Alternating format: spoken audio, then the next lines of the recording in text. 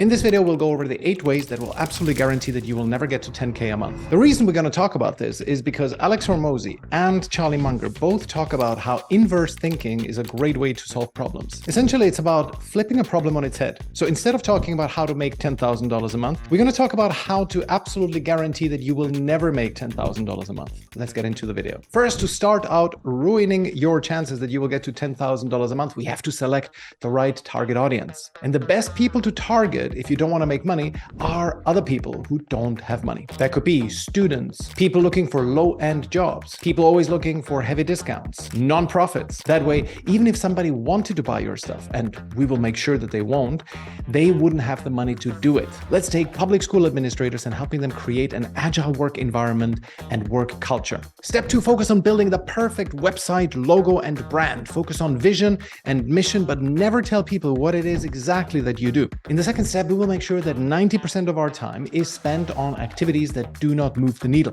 Write long paragraphs on your website about your vision and mission and add a lot of context. People really want to know why you are doing what you're doing. A lengthy, unrelated blog post about your childhood would be great. But very importantly, do not write anything about how your service might help your clients solve problems. And above all, don't include any reviews or testimonials on your website, because these may actually convince somebody to book a call. And to make it even more certain that nobody will buy, please do not do any research about your target audience. Do not think about what their pain points and problems might be. Now, the next step is key. Number 3, no outreach. If you wanted to hit 10K as fast as possible, you would simply be sending 100 cold emails or direct messages on LinkedIn every day. But because we want to avoid it at all costs, we'll make sure that people cannot find us anywhere. The idea has to stay in our heads, and it's important that we don't tell anyone about it, because that would be salesy. There is one particular thing we really have to stay away from, because this could get us clients really fast, and that is cold messaging our target audience. This is the most surefire way to get clients, even if we're starting out, and this could actually break our chances of staying poor forever. Instead of cold outreach, what we will do is we will post a lot of content about unrelated subjects. So for example, posting political rants on LinkedIn is extremely useful, especially if you can showcase what a virtuous person you are. Or for example, you could be posting very personal content,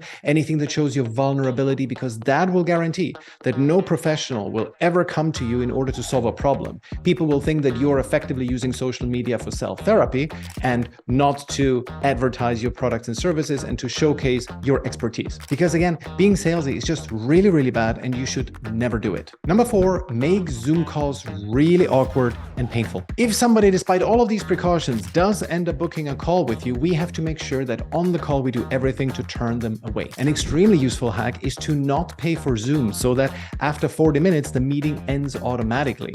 You can then tell people to just get out of the Zoom call and then come back in so you can continue the conversation.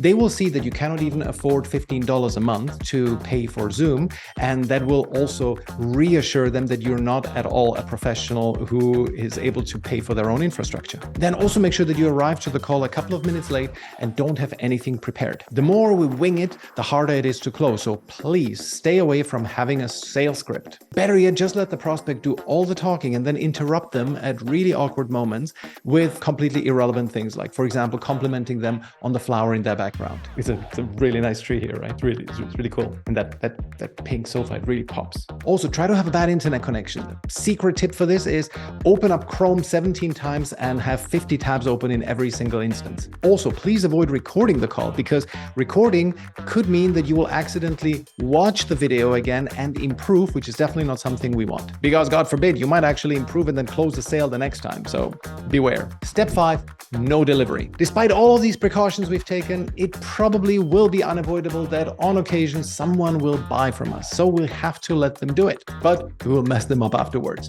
Here's how. First, we will promise a lot and then deliver very little. In the example of the public school administrators, we will tell them about the workshop, the kickoff workshop that we will do. They will get everybody in one room. We will show up very late and then come and give a vague motivational speech, David Brent style.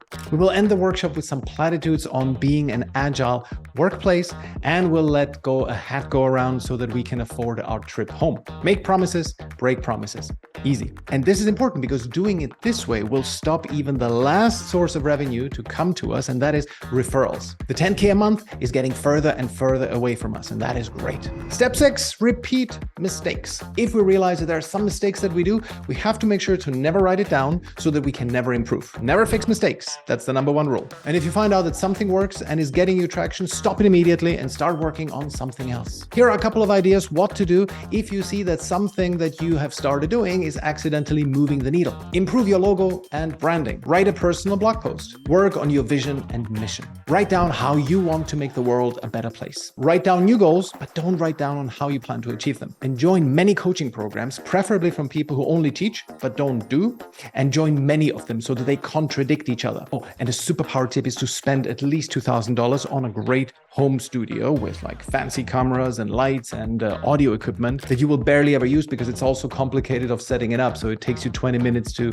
get everything started before you record videos. That ensures that you will actually never record any videos in the first place. That way you are increasing the chances that you will run out of money and have to start applying for jobs while blaming everybody else about your misfortune and ensuring that your business actually drowns. Speaking of which, step number 7, blame circumstances. When we finally reach rock bottom, when we have no money, no work, and we've depleted all our savings, there's one mistake we have to avoid, and that is putting some blame on ourselves. Why should we do this when there are so many great potential other scapegoats? There is the recession, there is people who aren't buying, there are your parents and your teachers who never instilled any strong work ethic in you. There's so many potential targets for your ire that you definitely don't want to waste some of it blaming yourself. You definitely don't want to get into the territory of implying that the actions that you've taken have led you to the point where you are in life right now. You definitely want to avoid this because this could lead to the conclusion that if you started changing how you do things, that you might actually get different outcomes, which is absolutely ridiculous if you ask me. This is the number one belief we have to avoid if we successfully want to keep ourselves from reaching $10,000 a month. Most important rule here, always blame the circumstances. Blame the government, blame the recession, but for God's sake,